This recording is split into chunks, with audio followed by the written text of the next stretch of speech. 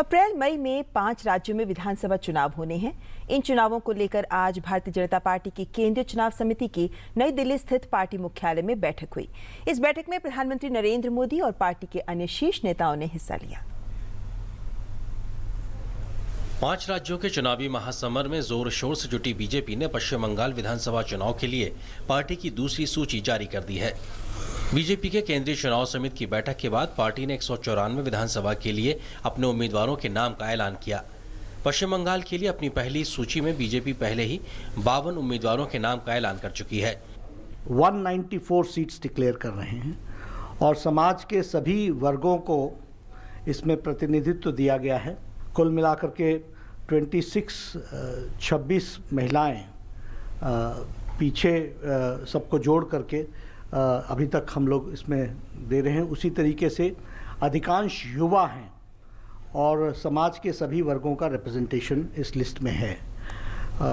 प्रमुख जो आज नाम डिक्लेयर हो रहे हैं उसमें हमारे राहुल सिन्हा ये जोड़ा साखो सीट से चुनाव लड़ेंगे। 5 राज्यों में आगामी विधानसभा चुनाव में बीजेपी का सबसे ज्यादा जोर असम, पश्चिम बंगाल और केरल पर है और बीजेपी इन राज्यों में अपनी रणनीति पर तेजी से आगे बढ़ रही है।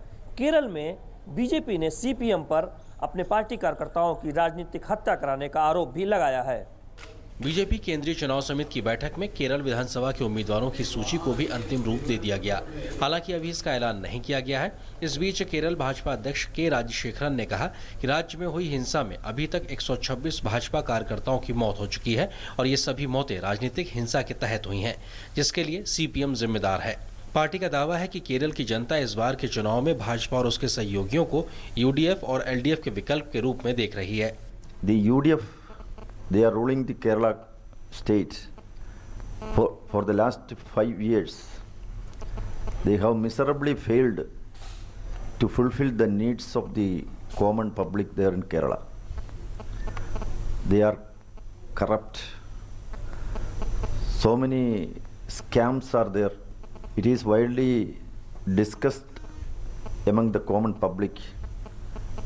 Thereby they have lost the people's support. गौरतलब है कि अप्रैल मई महीने में देश के 5 राज्यों असम, पश्चिम बंगाल, केरल, तमिलनाडु और पुडुचेरी में चुनाव होना है।